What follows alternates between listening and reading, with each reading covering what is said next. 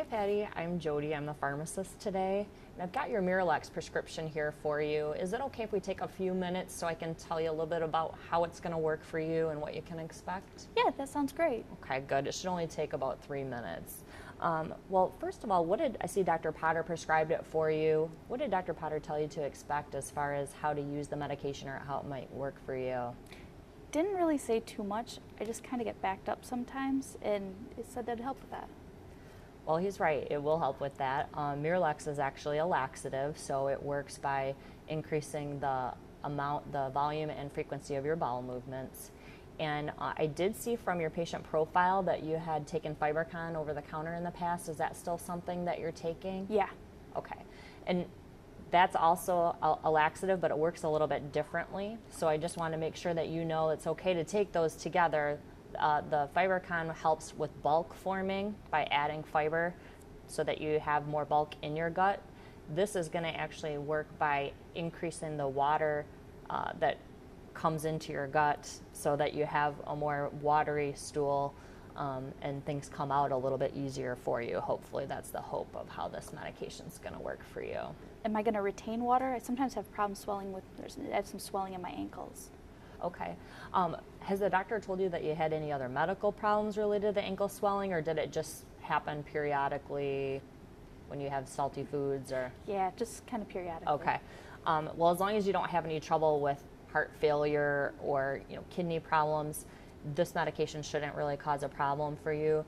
The Miralax actually stays within your gut. It's not something your body absorbs, so it just kind of stays all the way through your digestive tract, and then it may bring in some of the water from your blood or surrounding tissues to help soften the stool and help things move through a little easier. So it shouldn't actually cause the water retention. If that was something you noticed, you might want to let your doctor know so they could follow up on that, though. That's a good question. Okay. Now, I've had a colonoscopy prep before, and the big jug of fluid to drink, is it like that, or? Yeah, I did see you had the Go Lightly not too long ago. This is not as bad as that. With that, you had to drink a large volume of it. With this medication, the doctor actually wrote for a capful in 4 to 8 ounces of water. And you're just going to take that once a day as you need it for constipation. The other one, you had to drink all those glasses, and that was just because they needed to completely clean your gut out before the colonoscopy. For this one, we're just kind of trying to help move things along for you. That's a good question, though. What did the doctor actually tell you about how much you were going to take or when you were going to use this medication? Didn't tell me at all. Okay. Yeah, with the Go Lightly prep that you had to drink all those glasses of water, and then you would have a very sudden onset of response to that. This medication's not that potent. With regards to how to administer the medication, as I mentioned before, the doctor wrote for 17 grams in 4 to 8 ounces of liquid. It could be cola, juice, coffee, water, pretty much anything. The most important thing, though, is that when you mix it up, that you try to drink it right away. So it's not something you'll want to put in the refrigerator for later. Just make sure you take your whole dose at that same time. Okay. I know that I just told you a lot about the directions and how to take it. To make sure I didn't miss anything, can you just repeat back what I said about how to actually administer the medicine? Yeah, so I'm just going to take this cap and fill it up, and then just put it into 4 to 8 ounces of anything I want to drink, juice or coffee or... Yes, that's right. And you're just going to use that once a day on an occasional basis for constipation. In terms of side effects, did Dr. Potter tell you anything about what the side effects might be or what you could expect? No. Okay. Well, with any laxative, there's a tendency to have a gas, maybe some bloating. There's a possibility of having diarrhea if it works a little too well. So those are all things that you would want to watch for. With this medication, it tends to take about 2 to 4 days for you to have a bowel movement, so it's not going to be as fast to effect as what the Go Lightly was that you were on before. So just know, if you haven't had a bowel movement in about 4 days, I'd definitely let your doctor know, because they might want to adjust your dose of the medication or change it for you. Okay, if I don't want to wait 2 days, I have some suppositories at home. Could I start with that also? Well, that's a good question, Patty. Unfortunately, I wouldn't recommend using it, even though I understand your concern not wanting to wait a couple days for this.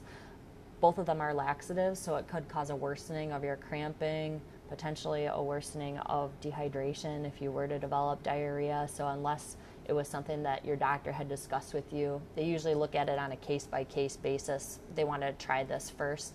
I wouldn't recommend using those together. There are a few other side effects that I'd just like to talk with you. They're very rare, but they can happen. And I've outlined them in this patient handout I'm going to give you to take home. It's got some of the information we've talked about today.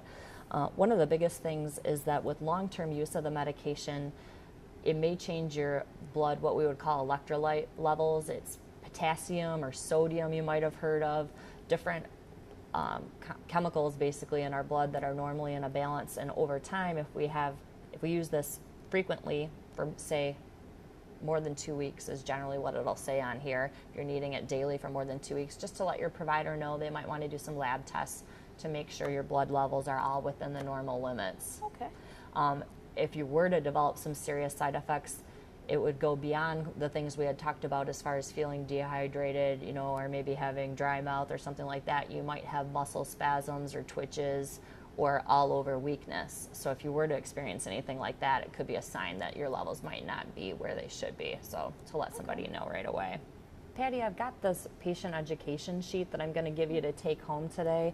It highlights some of the key points that we've talked about, some of the side effects, how to use the medication, and when to contact your doctor.